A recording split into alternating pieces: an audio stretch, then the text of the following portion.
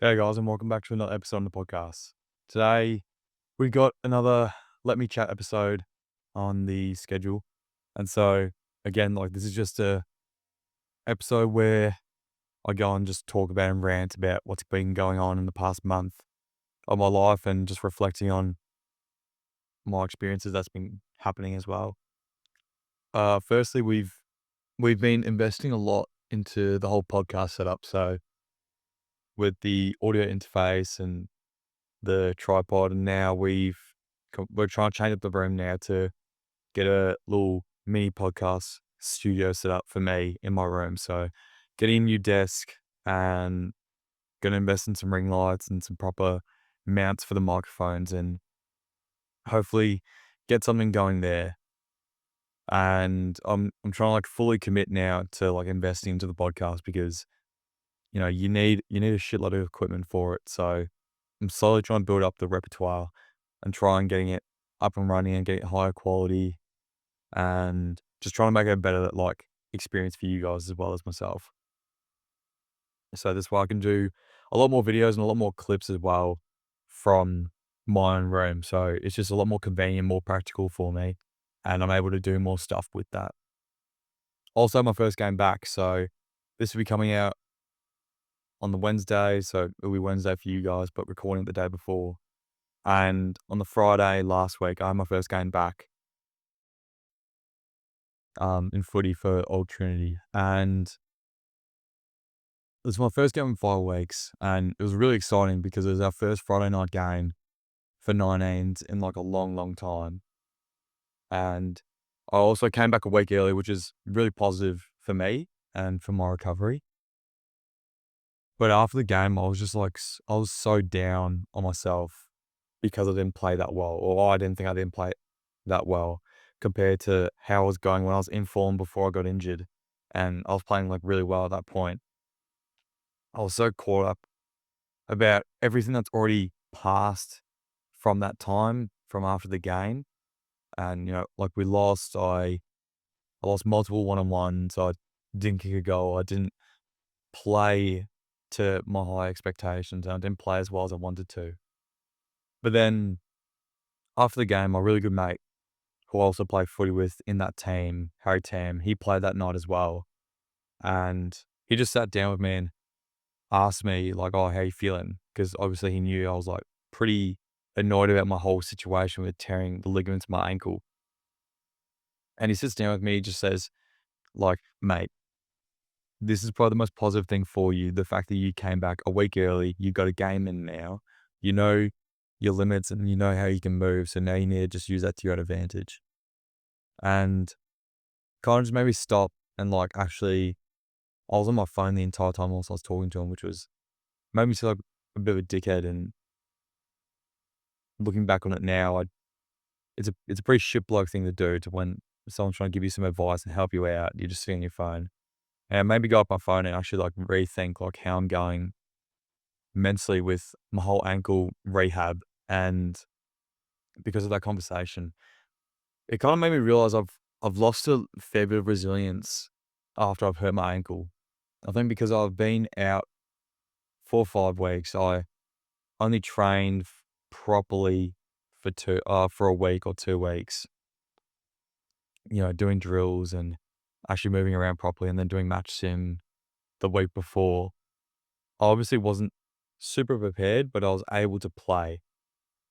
And mentally, I think that I've just lost the ability. Resilience is, I've watched a couple of videos on Alex Hormozy talking about it. It's basically how quickly you can go from being in such a high emotional state and having your initial emotional reaction and then going back to baseline. That, for me, I've stuck with as my definition for resilience. And after the game, I realized how much I was pouting and complaining throughout the game. And instead of trying to be positive and try and fix the situation or try change strategies, instead of just screaming and swearing at my coach and just complaining a lot, I should have been a lot more understanding and accepting of, look, I'm not going to be able to do as well as I think. I just need to accept whatever happens to me and just let fate take the way.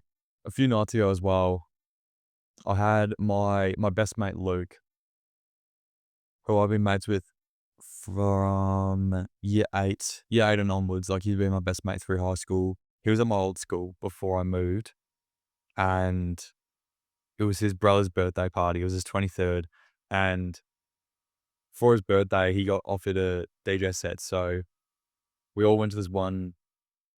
I don't know if you call it like a bar. I don't know what kind of settings, like a bar, pub, definitely not club type of thing. But he did a DJ set, and like all of my mates were there, like from my old school, people in the year above, people 2 years, 3 years above, like all of them were there. And it was just really good to see all of them. But I just got so overly excited, and I just got so like caught up in the like in the moment. And I woke up the next morning and I checked the damage to my bank account, which I should not have done. And like, I don't know why, but I bought 9 drinks there, and I had a whole bottle of rosé at Praise and a hard solo. And I just realized, like, fuck, I do not need to be drinking this much to be going out. Like, it was ridiculous. I would have spent like 120, $130 just that night, which for me is a lot of fucking money because I'm only 19. I'm barely getting any shifts in my normal job. I'm just doing coaching at the moment, basically. And that amount of money in one night should not be like a casual night out for me. Like, that was the most I've drank without like vomiting in so long, which is just disgusting. And it's probably like the most drunk I've been since like schoolies. It honestly, for me, like, it's a good lesson, and also for everyone, like, getting as drunk as you can just to know your tolerance. But it's obviously not healthy. It's not good for you whatsoever. But it's good to know like where your tolerance is at, and clearly mine isn't fucking great. This isn't just a message for me to say like, oh, I'm just the biggest fucking legend because I can drink and spend money. But it's more so because I know that I don't need to get ridiculously drunk just to be able to have a good time and go and socialize. I could have just had a few glasses at Praise and then gone out and maybe spent money on like a drink every 40 minutes to an hour even, like to maintain my tipsiness. But I just got way too carried away.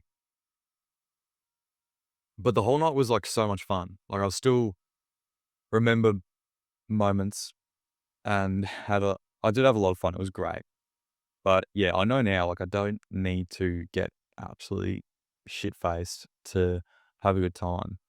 Recently, also, I have started like this new project that I'm working on, and it's for all of you guys, all of you listening, all the people watching the podcast, also people who are on social media and have me on social media. This is access to everyone that needs it or wants it or thinks they need it to benefit themselves. So I coached my best mate from primary school. So his name's Jack Noble. I've been mates with him since we're about 6 years old. So throughout primary school, we were best mates, still best mates now. But obviously, we can't see each other as much as we want because Jack's not as available as I am because he's working full time doing a trade, and he wants to go somewhere with that. He wants to make his own business and whatnot and whatnot. But even since we were young, Jack, he's struggled a lot with being overweight, and he came to me. He came to me like every few weeks that we would see each other. He'd be like, "Oh man, I want to lose a couple kegs. I just want to get like slimmer. I don't need to get shredded, but I just want to look better and feel better." And then eventually one time he texted me and then he called me back to back, and he's like, "Mate, like, can you please like help me out? Like, I actually want to better myself with this." And so he was one of the first few people that I actually made a training program and a nutrition program for. And he's still sticking to it now from what I know. He literally sends me random videos every now and then about all his meals. And he lost 20 kilos in the first 2.5 months or 3 months of the program and the nutrition plan that I gave him, or nutrition guide. So from that, I was pretty oblivious to how little a lot of people, like majority of people, like know about nutrition and training. And overall, like, balancing your lifestyle. And I was kind of oblivious and arrogant towards it because I just kind of assumed that everyone knows the same amount of knowledge that I have because I just kind of assumed that. And so I've decided to make like a healthy lifestyle guide for all my followers, after like working with my best mate. And it was obvious like how not everyone knows that much about nutrition, not everyone knows that much about training, and people are lost. Like there's a lot of lost people in this industry because there's so many overcomplicated like PTs and so much content going out there where it's like misleading and you don't know what to do with it.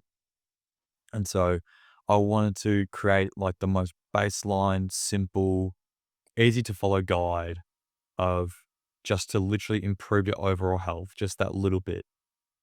Because not everyone wants to get shredded, not everyone wants to fucking look like Mr. Olympia, and not everyone wants to be a bloody marathon runner, but I can guarantee that everyone wants to be healthy. There's a saying, you have a million problems until you're unhealthy, and then you have one problem, and that's your health. And so I just wanted to make a program like I'm supplying information on nutrition. I'm supplying the basics of understanding why things happen in our body with nutrition and training. And I'm giving out two nutrition guides and multiple different training programs to accommodate for everyone. This is people who have access to gym, who don't have access to gyms, or who have aspirations to do or to improve on their athletic performance. And so I want to just accommodate for everyone possible and put in just one big document and make it as cheap as I possibly can for everyone to buy. And I think it's like a big thing for me to be starting this because at the moment I've just become so at peace with myself recently. Like with my own situation, like it feels like it's almost impossible for me to be bothered by anyone that isn't in my close circle at the moment. Like I'm so committed to making myself better and improving my life that other situations and other inconveniences can't bother me at the moment. And it feels like almost illegal, like to be this peaceful. Um, it's like when people take ashwagandha and they just have no emotion, except I have emotion, but I just don't get bothered. I don't get irritated. I'm not overly emotional. Like I just feel very, very, very at peace with myself with people who aren't in my close circle. Because I can't control, they don't owe me anything. I can't control what they do or how they affect me. All I can control is how I react and how I think it feels. But yeah, recently, like everything's just been so crazy. Like my mates will ask me, like I'll see some people that I'm good friends with on a night out and they'll be like, oh, what's going on? Like, what are you doing with yourself? And I'm just like, mate, I'm on autopilot. Like everything just is so chill. Like I've got nothing to worry about at the moment. Everything's just good. Like nothing is like bothering me whatsoever. And that's literally all I have. Like that's all I can tell you. And it's just fun. Like I'm socializing so much and my health is great. I'm playing footy again. Like I'm just really happy at the moment. But that just brings us to the end of the episode. It's a really short one today because I mean, these episodes aren't really much for me to talk about. It's no in-depth scientific stuff. It's just me rambling about what's been going on in the past month. But I hope you guys all enjoyed this episode and we'll see you guys later on in the week.